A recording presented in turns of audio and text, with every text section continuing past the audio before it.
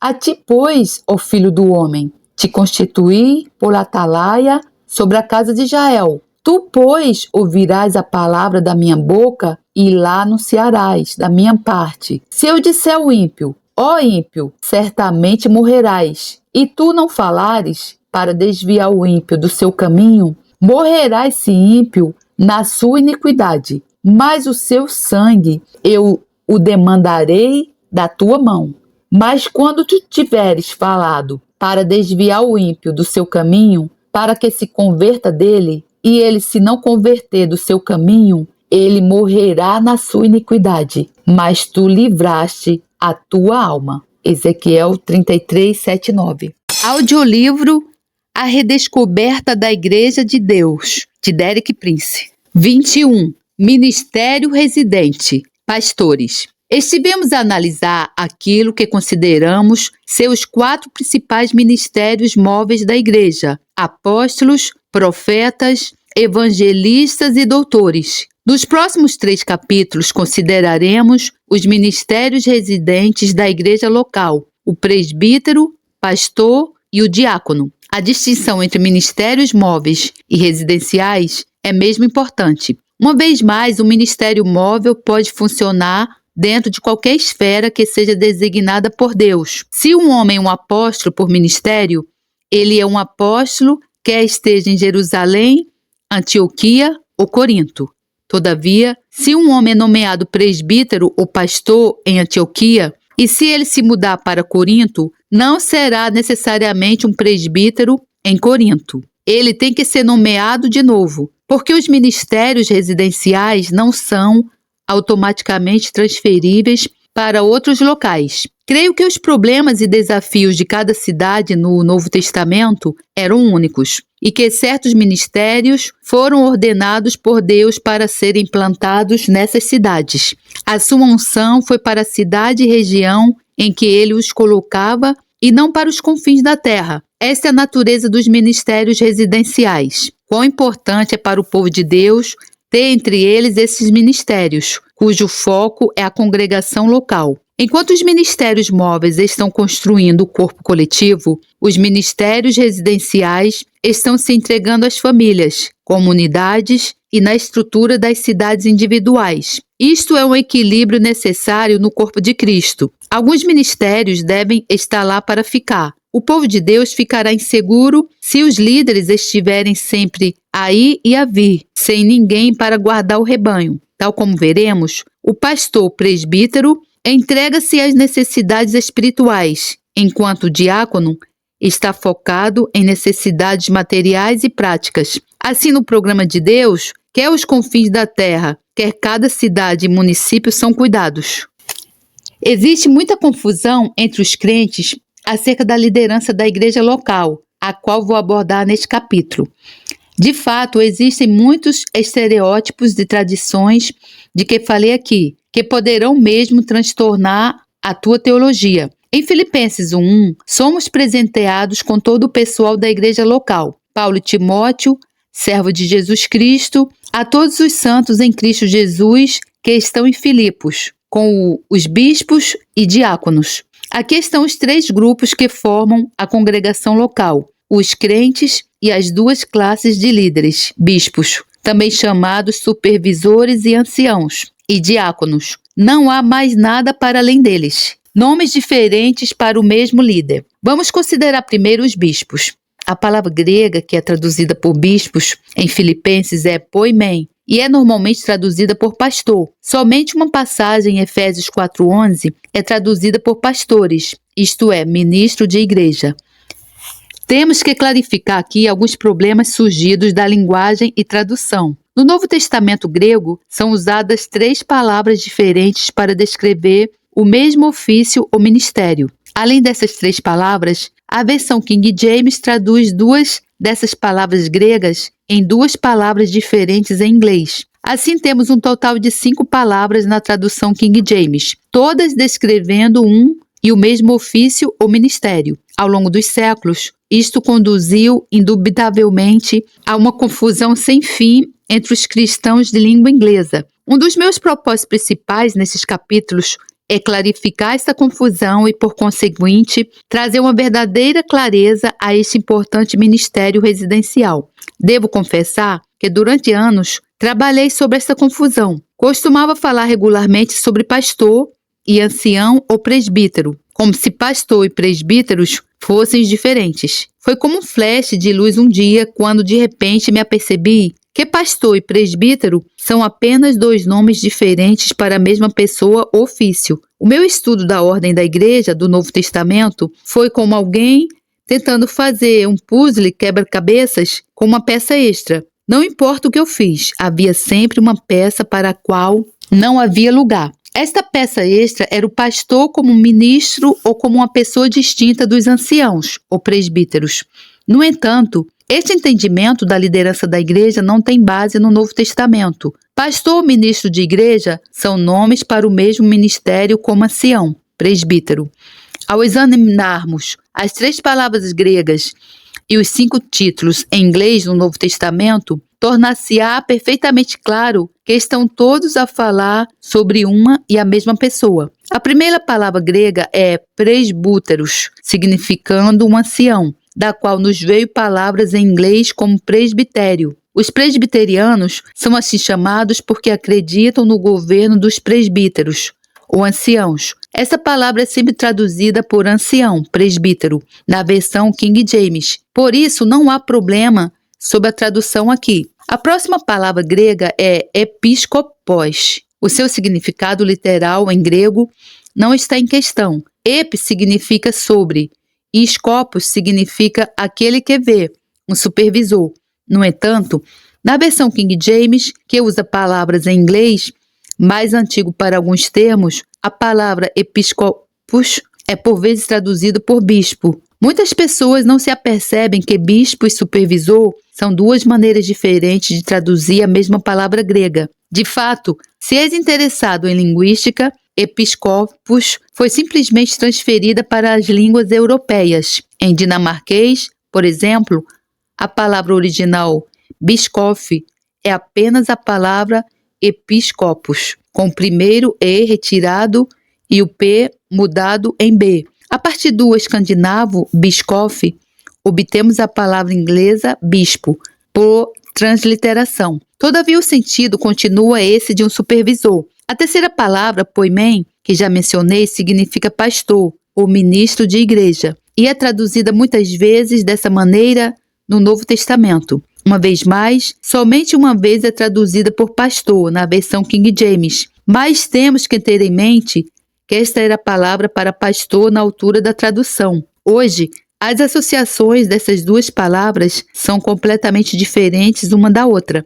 No entanto, permanece o fato de que o ofício que é referido atua como um pastor. Dessa maneira, temos 3 palavras gregas diferentes para um líder residente, traduzidas por 5 palavras diferentes em inglês. Não admira que haja grande confusão sobre a liderança da igreja local. 3 palavras gregas: presbuteros, episcopos, poimen. 5 palavras inglesas: presbítero, pastor, bispo, ministro de igreja, pastor, supervisor. A minha conclusão, portanto, é que estas palavras diferentes todas denotam um e o mesmo ministério. Vamos agora ver algumas passagens nas quais esses termos são usados de maneira alternada.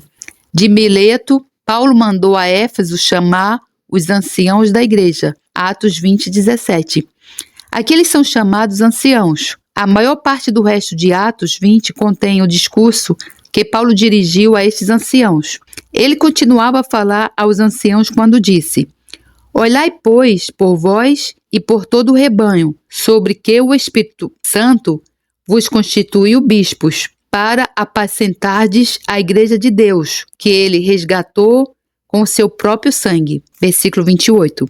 Eles são chamados anciãos no versículo 17, mas neste versículo eles são referidos como supervisores, bispos, sobre um rebanho, que está sempre relacionado com a atividade de um pastor. Depois lemos, para apacentardes a igreja de Deus. Vimos que a palavra grega para apacentar, um substantivo, é poimen. Aqui a palavra grega que é traduzida por apacentar ou alimentar é poimano, um verbo. Para traduzir este verbo corretamente, devemos dizer que estes anciãos ou supervisores apacentam o rebanho, ou a igreja. Repara novamente que esses anciãos eram os líderes reconhecidos da igreja local. Não havia mais ninguém acima deles numa congregação local. Se tivesse havido algum pastor ou outro líder, a conduta de Paulo teria sido extremamente pouco ética em intimar esses anciãos ao dar-lhes as suas instruções, enquanto ignorava o pastor. Mas Paulo não fez isso,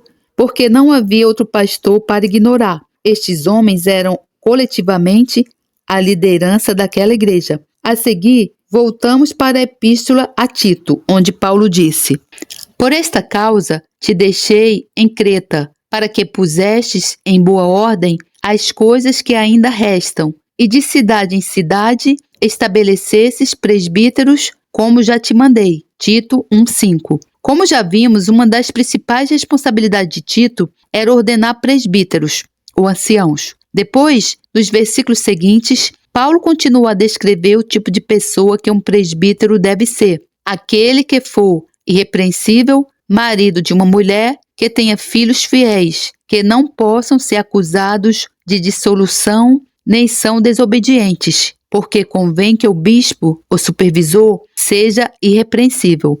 Versículos 6-7. Paulo estava a falar sobre um presbítero, ancião, mas a palavra usada aqui é bispo, ou supervisor. As palavras são usadas de uma maneira absolutamente intercambiável. Um ancião é um bispo, e um bispo é um ancião. Isto não é apenas o uso de Paulo, mas também de Pedro. Voltando para 1 Pedro, vemos que ele combinou da mesma maneira esses dois ministérios, porque éreis como ovelhas desgarradas, mas agora tendes voltado ao pastor e bispo da vossa alma.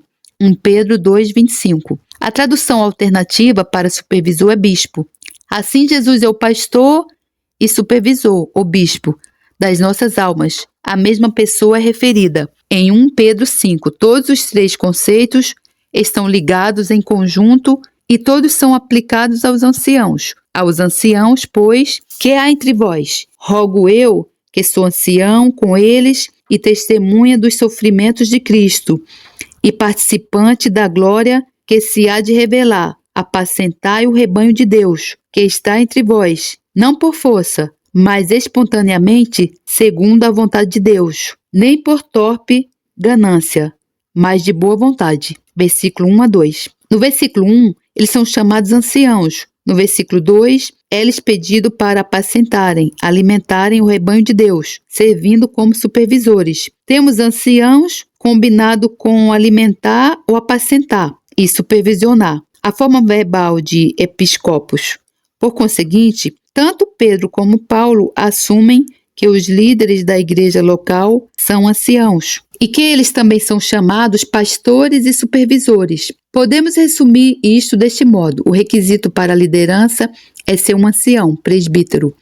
O ministério espiritual é o de um pastor e o trabalho que tem que ser feito é supervisionar. Temos uma pessoa vista de três perspectivas diferentes: pluralidade da liderança. O próximo fato que nós precisamos estabelecer é de que estes líderes residentes da igreja local são sempre mencionados no plural. Não existe um único caso no Novo Testamento onde uma congregação local é liderada por um homem que é o pastor. O conceito não é encontrado. De fato, é totalmente estranho a toda a ordem e imagem da igreja primitiva, absolutamente fora de linha com tudo o que o Novo Testamento ensina sobre liderança da igreja local. Pelo contrário, a imagem do Novo Testamento é a de ministério em grupo, em equipe. Vamos olhar para exemplos destes líderes locais que são mencionados no plural, e havendo-lhes, por comum consentimento, eleito anciãos em cada igreja. Atos 14:23. Repara que a igreja está no singular, enquanto que os anciãos estão no plural. Cada igreja tinha anciãos, não um ancião, um pastor, um ministro, mas anciãos em cada igreja. Já vimos Atos 20:17, onde Paulo mandou a Éfeso chamar os anciãos da igreja. Não o ancião pastor, bispo ou supervisor, mas os anciãos da igreja. Também salientamos Tito 1:5, onde Paulo disse a Tito para que de cidade em cidade estabelecesse presbíteros. É significativo que a igreja e a cidade sejam coexistentes. Por outras palavras, elas têm as mesmas fronteiras ou arredores. Onde uma passagem fala em ordenar anciãos em cada igreja, outra fala sobre ordenar anciãos em cada cidade. Voltaremos a este conceito brevemente. Também olhamos para Filipenses 1:1, que fala de bispos e diáconos. Não há referência ao pastor ou ministro. Novamente, em 1 Tessalonicenses, lemos: E rogamo-vos, irmãos, que reconheçais os que trabalham entre vós e que presidem sobre vós no Senhor e vos admoestam. 1 Tessalonicenses 5:12. Aqueles, os que trabalham entre os Tessalonicenses, estão no plural, e eles fazem 3 coisas que correspondem aos 3 títulos de liderança. Eles trabalham como pastores, presidem sobre eles como bispos ou supervisores e admoestam-nos como anciãos amadurecidos. A carta aos Hebreus refere-se 3 vezes à liderança da igreja local e sempre no plural. Lembrai-vos dos vossos pastores, que vos falaram a palavra de Deus, a fé dos quais imitai, atentando para a sua maneira de viver. Obedecei a vossos pastores e sujeitai-vos a eles, porque velam por vossa alma, como aqueles que hão de dar conta delas, para que o façam com alegria e não gemendo, porque isso não vos seria útil. Saudai todos os vossos chefes e todos os santos. Os da Itália vos saúdam.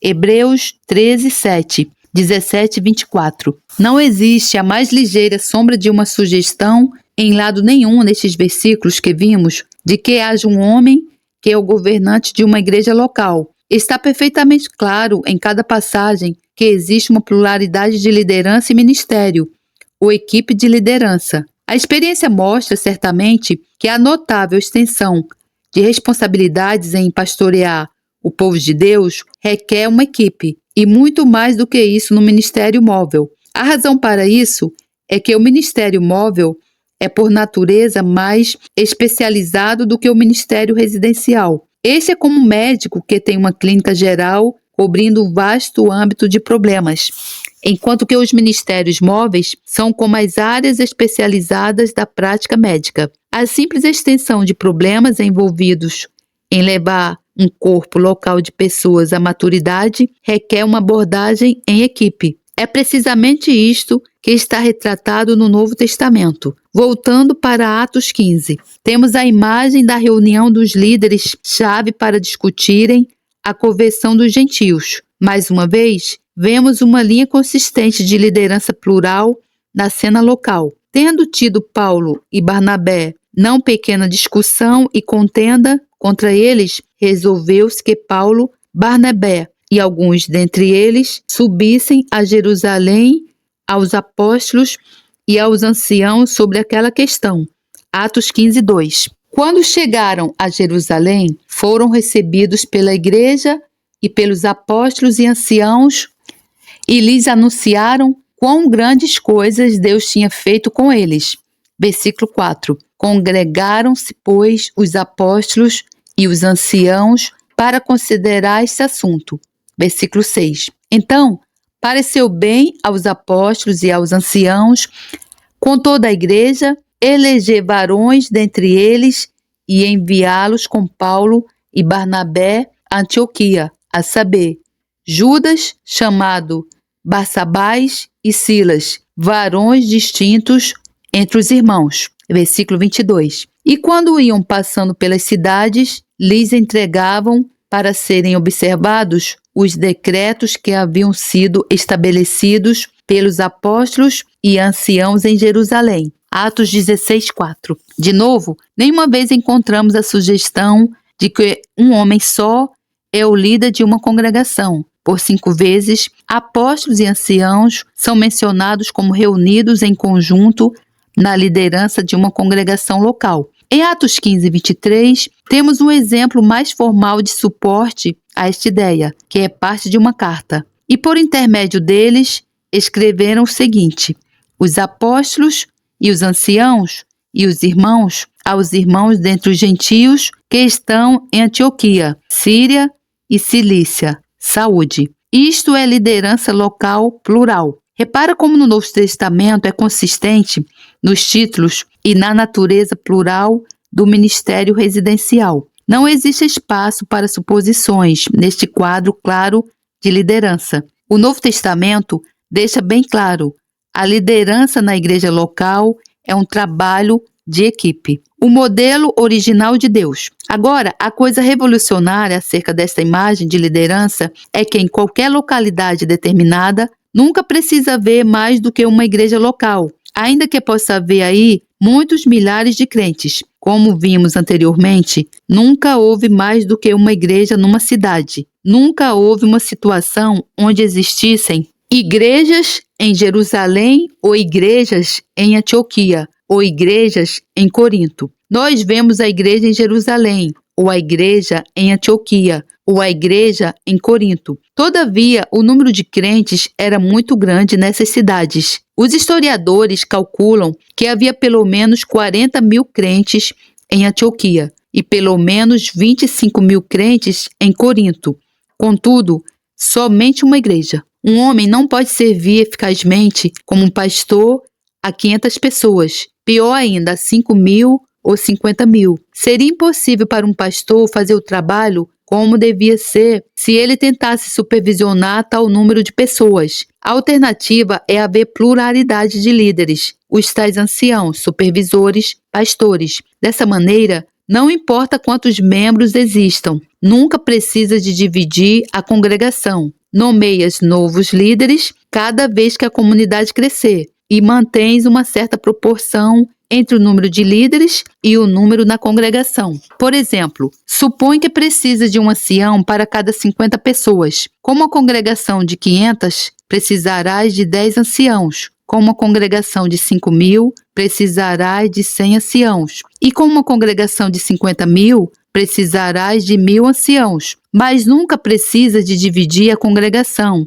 e fazer 2 igrejas numa localidade, simplesmente porque a igreja cresce. Vejamos como se aplicou isso na igreja em Jerusalém. Atos 18, 21 a 22. Diz-nos que Paulo desembarcou em Cesareia e depois subiu e saudou a igreja. Ele deu seu relatório à igreja, não às igrejas, mas a uma igreja em Jerusalém. Em Atos 21, 20, podemos apanhar uma ideia do tamanho dessa igreja. E ouvindo, eles glorificaram ao Senhor e disseram-lhe: Bem vês, irmão, quantos milhares de judeus a quer creem, e todos são zelosos da lei. Onde algumas versões dizem milhares, o termo usado pela nova versão King James e o original grego é miríades, ou 10 mil. A linguagem indica que deve ter havido pelo menos 10 mil multiplicado por 5, o que faz 50 mil, na única congregação em Jerusalém. O versículo 22 do mesmo capítulo diz: Que faremos, pois? Em todo caso, é necessário que a multidão se ajunte, porque terão ouvido que já és vindo. Este versículo fala de uma grande afluência de pessoas, multidões e, no entanto, uma igreja. Como é que isso podia ser? Porque eles tinham anciãos em proporção para o número de membros na igreja. Acredito que Deus faz as coisas certas à primeira. Este modelo pode ser estranho para nós, mas é o seu modelo. Neste contexto, penso sempre na Arca de Noé. A arca foi desenhada por Deus e construída por Noé, exatamente de acordo com o desenho de Deus. Nunca teve de ser revogada, nunca teve que ir para um estaleiro ou ser modificada ou reparada. Foi construída corretamente a primeira vez, e é dessa maneira que Deus trabalha. Considere o ministério de Jesus Cristo, o apóstolo perfeito, o profeta perfeito, o evangelista perfeito, o doutor perfeito e o pastor perfeito. Jesus estabeleceu este quíntuplo ministério desde o princípio, e Deus nunca teve nenhum outro programa para o ministério além daquele de Jesus Cristo. Tudo o que temos que fazer é fazer o que Jesus fez. É tão simples. Jesus disse: na verdade vos digo que aquele que crê em mim também fará as obras que eu faço, e as fará maiores do que estas, porque eu vou para o meu Pai. João 14, 12. Deus começou com o modelo certo, que deu aos apóstolos e a outros líderes da igreja primitiva através do Espírito Santo. E ele nunca aceitará outro. Temos visto muitas outras formas e métodos de ministério ao longo dos anos, mas eles nunca cumpriram o trabalho que Deus queria feito.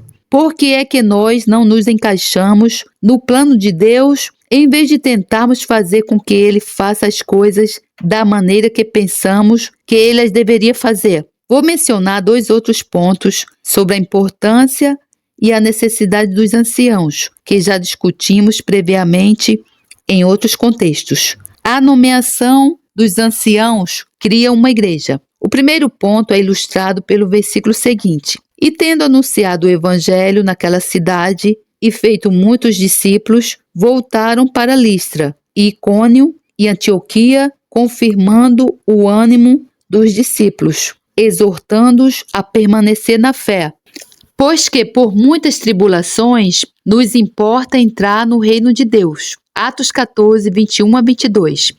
Eles voltaram para as cidades de Listra, Icônio e Antioquia, onde tinham ministrado no ano anterior. Quando deixaram essas cidades depois da sua primeira visita, deixaram para trás pessoas que são chamadas discípulos. Eles não deixaram igrejas. Não há referência a igrejas antes dessa altura. Contudo, na sua viagem de regresso, nós lemos: E havendo-lhes, por comum consentimento, eleito anciãos em cada igreja, orando com jejuns, os encomendaram ao Senhor em quem haviam crido.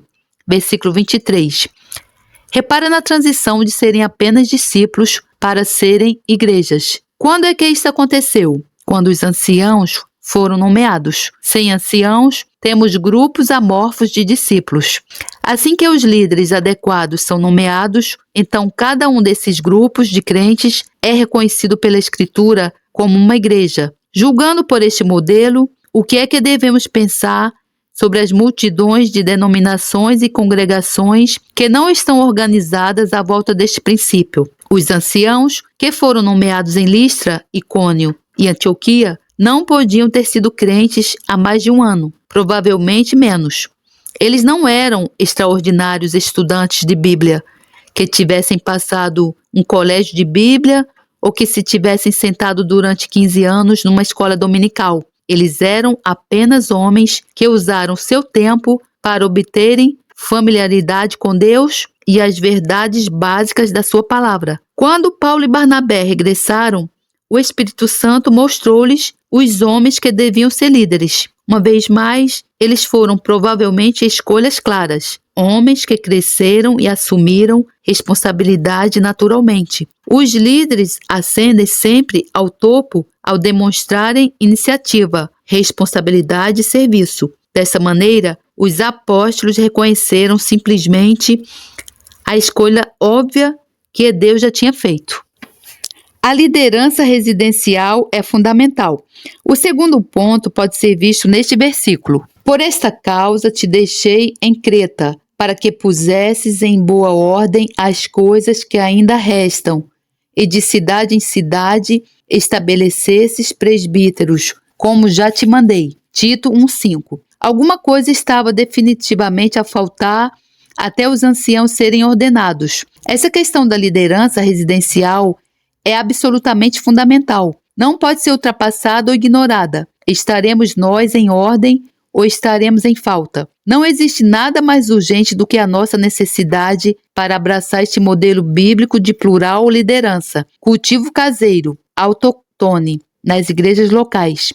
Eu uso o termo cultivo caseiro para descrever o líder cujo seminário é a própria igreja local. O fato notável é que os pastores anciãos surgem a partir das igrejas que eles terão que pastorear. Como beneficiário de uma educação muito refinada, eu aprecio grandemente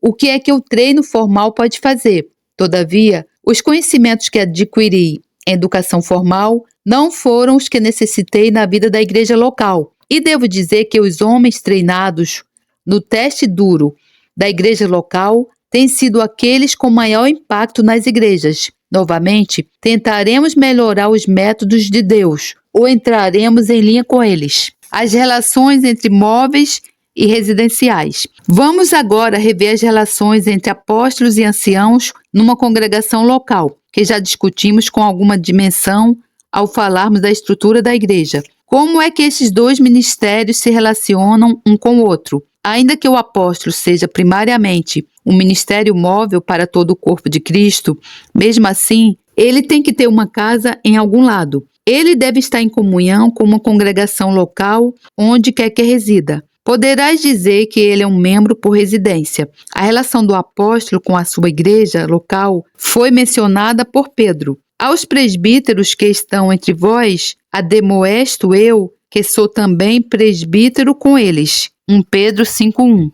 Como residente da cidade de Jerusalém, o apóstolo Pedro tomou lá o seu lugar dentro da congregação como um ancião juntamente com os outros anciãos. Uma vez que o ministério apostólico habitualmente inclui os ministérios de profeta, de evangelista, de doutor e de ancião, o apóstolo exerce o ministério de um ancião quando se encontra a funcionar dentro da igreja da sua residência.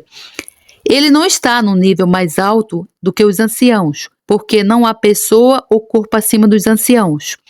Isso é um dos grandes princípios fundamentais que não podemos ignorar. Os anciãos são os líderes e não podes ir mais alto do que eles. No momento em que tiveres alguém acima dos anciãos, então precisarás ter alguém sobre essa pessoa. E depois necessitarás ter alguém acima dele, até que acabarás inevitavelmente com alguma espécie de burocracia. Outro exemplo de ministérios móveis que interagem com uma congregação local é a igreja em Antioquia. Na igreja que estava em Antioquia, havia alguns profetas e doutores. Atos 13:1. São mencionados aqui 5 homens como profetas e doutores. Nesta altura, eles eram residentes em Antioquia. Por isso, Antioquia era a sua congregação local. Dentro dessa congregação, eles tinham posições de liderança devido ao seu ministério como profetas e doutores, mas eles continuavam a ocupar os seus lugares dentro da congregação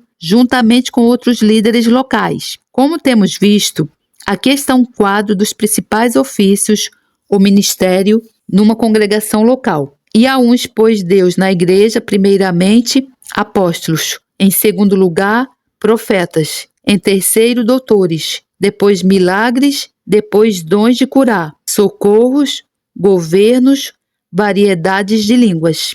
1 Coríntios 12:28. O ministério principal é o do apóstolo, seguido pelos profetas e doutores, mas eles são todos co-anciãos. Em termos da sua autoridade, fora assuntos meramente locais, a sua autoridade é hierarquizada, mas dentro da igreja local, eles são iguais. Essa disposição é absolutamente lógica e prática. É necessário um equilíbrio muito cuidadoso, especialmente na relação entre os apóstolos e os anciãos locais. Os apóstolos não se podem tornar um grupo acima dos anciãos. Não obstante, por causa do ministério apostólico em certos assuntos, particularmente os de doutrina, é deles a mais alta autoridade. Em muitas coisas na Escritura, temos que encontrar um equilíbrio. Usarei a relação entre marido e esposa como uma ilustração.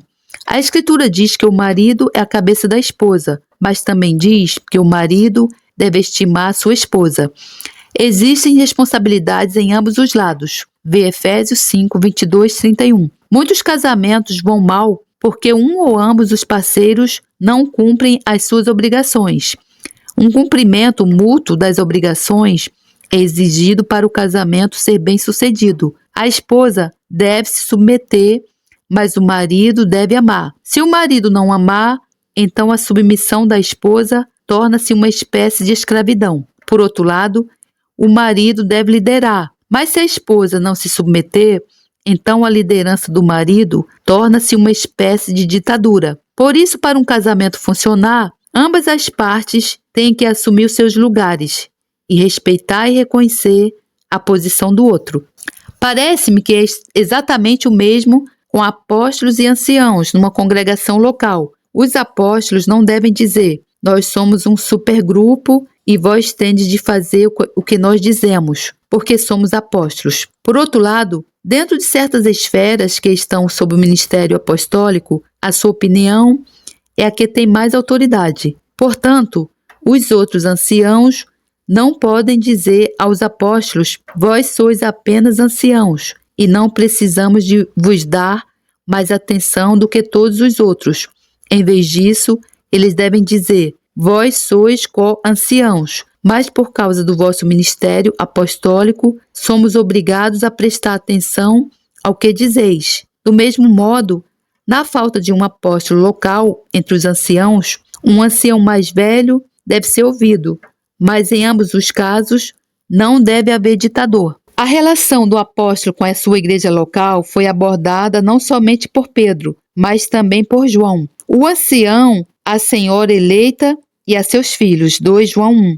O presbítero ao amado Gaio, 3 João 1. João era um apóstolo, mas ele tomou a sua posição como um ancião, tal como Pedro fez. Na terceira epístola de João, contudo, torna-se claro que na situação da igreja na cidade onde vivia Gaio, havia problemas entre os anciãos. O problema era devido a um homem em particular, Diotrefes, que tinha uma doença muito comum entre os cristãos. Ele queria ser aquele para quem todos devem olhar e obedecer, e ele queria ter a última palavra em tudo. João era um homem muito gracioso e amoroso, mas a linguagem que ele usou acerca de Diotrefes foi bem forte. Tenho escrito à igreja, mas Diotrefes, que procura ter entre eles o primado, não nos recebe. Pelo que, se eu for, trarei à memória as obras que ele faz, proferindo contra nós palavras maliciosas. E não contente com isto, não recebe os irmãos, e impede os que querem recebê-los, e os lança fora da igreja. 3 João 9:10. Aqui havia uma situação de igreja muito típica. Diotrefes tinha decidido que ele ia ser o pastor e toda a gente tinha que fazer o que ele dizia. Como apóstolo, João disse: se eu for aí, entender-me-ei com Diotrefes. Repara na interação de autoridade. É um fato que em todos os aspectos da vida cristã e em cada aspecto da congregação local existe esse elemento de autoridade e disciplina. Em todos os aspectos da vida cristã e em cada aspecto da congregação local existe o elemento de autoridade e disciplina. Onde os cristãos recusam a disciplina da Escritura, o resultado é um caos e um desastre. A maioria dos cristãos não tem a menor ideia do que significa estar sob disciplina.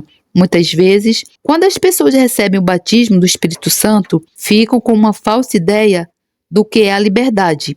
Elas dizem: agora eu sou livre, posso fazer o que quero. Isso não é liberdade, mas criancice. Durante o nosso ministério no Quênia, quando a nação estava prestes a obter a independência, os quenianos diziam entre eles: quando o Uhuru, a independência chegar, nós poderemos andar com as nossas bicicletas em qualquer lado da estrada. Andaremos nos autocarros sem pagar bilhetes. Já não teremos que pagar mais impostos. Essa era a ideia que tinham da independência. Alguns cristãos são tão ingênuos no plano espiritual quanto essas pessoas eram a nível político. Em cada área da vida cristã e da vida da igreja existe autoridade e disciplina. Lembra-te de que as primeiras pessoas que foram chamadas cristãs eram discípulos, isto é, aqueles que estão sob disciplina. Vê Atos 11:26. Precisamos voltar para a compreensão de uma pluralidade de liderança da igreja, na qual podemos ser conduzidos e instruídos por supervisores divinos. E ao nosso Senhor Jesus Cristo, profunda honra e esplendorosa glória ao Rei de todos os tempos, Deus único, imortal, invisível, sempre e sempre. Amém. Glórias a Deus, louvado seja o meu Senhor, que a graça do Senhor Jesus Cristo, o amor de Deus e a comunhão do Santo Espírito estejam com todos vocês. Amém.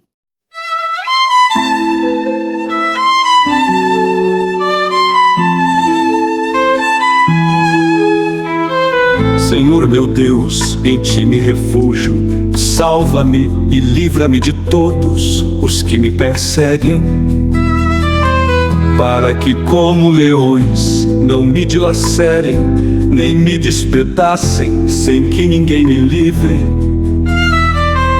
Senhor meu Deus, se assim procedi, se nas minhas mãos há injustiça, se fiz algum mal a um amigo, ou se poupei sem motivo o meu adversário, persiga-me o meu inimigo até me alcançar. No chão me pisoteie e aniquile a minha vida, lançando a minha honra no pó. Levanta-te, Senhor, na tua ira, ergue-te contra o furor dos meus adversários. Desperta-te, meu Deus, ordena a justiça. Reúnam-se os povos ao teu redor, das alturas reina sobre eles. O Senhor é quem julga os povos. Julga-me, Senhor, conforme a minha justiça, conforme a minha integridade, para que, como leões, não me dilacerem nem me despedacem, sem que ninguém me livre. Senhor meu Deus, se assim procedi, se nas minhas mãos há injustiça, se fiz algum mal a um amigo, ou se poupei sem motivo o meu adversário, persiga-me o meu inimigo até me alcançar. No chão me pisoteie e aniquile a minha vida, lançando a minha honra no pó. Levanta-te, Senhor, na tua ira, ergue-te contra o furor dos meus adversários. Desperta-te, meu Deus, ordena a justiça. Reúnam-se os povos ao teu redor, das alturas reina sobre eles. O Senhor é quem julga os povos. Julga-me, Senhor, conforme a minha justiça, conforme a minha integridade. Deus justo, que sondas a mente, o coração dos homens, dá fim à maldade dos ímpios e ao justo dá segurança. O meu escudo está nas mãos de Deus, que salva o reto de coração. Deus é um juiz justo, um Deus que manifesta a cada dia o seu furor. Se o homem não se arrepende, Deus afia a sua espada, arma o seu arco e o aponta. 13 prepara suas armas mortais e faz de suas setas flechas flamejantes. Quem gera maldade concebe sofrimento e dá luz à desilusão. Quem cava um buraco e o aprofunda cairá nessa armadilha que fez. Sua maldade se voltará contra ele, sua violência cairá sobre a sua própria cabeça. Darei graças ao Senhor por sua justiça, ao nome do Senhor Altíssimo cantarei louvores.